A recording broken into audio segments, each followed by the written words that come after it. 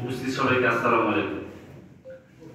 আমি আজকে একটা মামলা করেছি। 20 বছর আগে বালিডাঙ্গিতে আমি প্রায় 90 একর জমি কিনি, এটা দলিল এবং পাওয়ার সহ। এখানকার মধ্যে 70 একর জমি সাবেক এমপি দৌলুল ইসলাম সহ ওনার লোকজন দখল করে নেয় এবং আমার কাছে বিভিন্ন সময় চাঁদা চায়। সর্বশেষ 10 কোটি টাকা চাঁদা দাবি করে এই মর্মে আমি একটা মামলা করেছি। মাননীয় আদালত এটা এফআইআর হিসাবে বালিডাঙ্গি থানাকে নেওয়ার জন্য বলেছে। আপনারা সবাই জানেন 5ই আগস্ট দেশ দ্বিতীয়বারের মতো স্বাধীন হয়েছে। আমি মনে করি বালিডাঙ্গি উপজেলা এখন স্বাধীন হয়নি। আমি একটা মামলা করলাম। আমি অনুরোধ করবো ওই এলাকার যারা নির্যাতিত এবং ওই এমপি গণদের মাধ্যমে যারা নিষ্পেষিত হয়েছে, বিভিন্নভাবে জমি হারাইছে, ব্যক্তিগতভাবে চাঁদা প্রদান করছে, বিভিন্ন ধরনের সন্ত্রাসী কার্যক্রম তারা করেছে। আমি আশা করি সবাই মুখ খুলবেন এবং এ ব্যাপারে আমরা একটা ন্যায় বিচার পাবো এবং ন্যায় বিচারের আশায় আমি মামলা করেছি। আমি এটা ন্যায় বিচার চাই। আপনাদের সবাইকে ধন্যবাদ।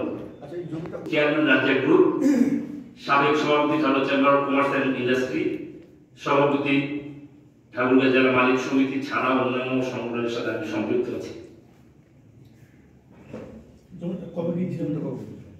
আমরা 2005 থেকে 10 পর্যন্ত জমি ক্রয় করছি, পর্যায়ক্রমে ক্রয় করছি। কিন্তু ওখানে আমরা প্রথম থেকে কেনার পর থেকে বিভিন্ন ভাবে আমরা কোন কাজ করতে পারিনি। দেখা গেছে যে মনে করো অফিস করছি, কার্যক্রম করছি, আমি দেশের বাইরে গেছি, এসে দিয়েছি, সব সমান করে দিচ্ছে। এরকম একটা আলাদা রাজ্য আমি বিশ্বের 45টা দেশ ঘুরছি, বা এই বাংলাদেশের অভ্যন্তরে যে আলাদা একটা রাজ্য আছে, এটা খুব দুঃখজনক। এবং তারা আপনারা সবাই জানেন, আপনারা তো সাংবাদিক, আপনারা আমাদের চেয়ে ভালো জানেন। আমি আপনাদের মাধ্যমে জানাতে চাই যে ওখানকার লোকেরা যাতে স্বাধীনভাবে বসবাস করতে পারে, এটাই আমার কামনা। আমার কথা আছে, আমার মতো লোক যদি হ্যারাসমেন্ট হয়, তাহলে সাধারণ মানুষের কি অবস্থা? একটা মানুষ মুখ খুলতে পারে না।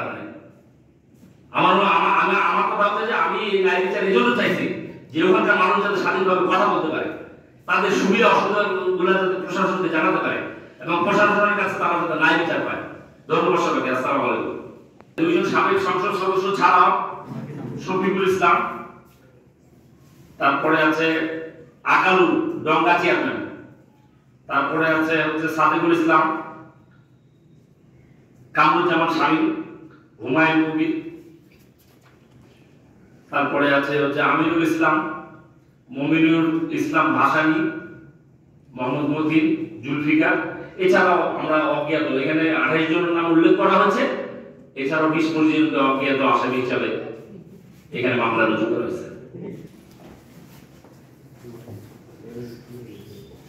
আইন ধারা দণ্ডবিধির 143, 447, 385, 386, 506(2), 34 ধারায় বিধান মতে মামলা করা হয়েছে এবং এখানে 10 কোটি টাকা চাঁদা দাবি করছে, সেটা মামলার মধ্যে উল্লেখ করা হয়েছে। ধন্যবাদ সবাই।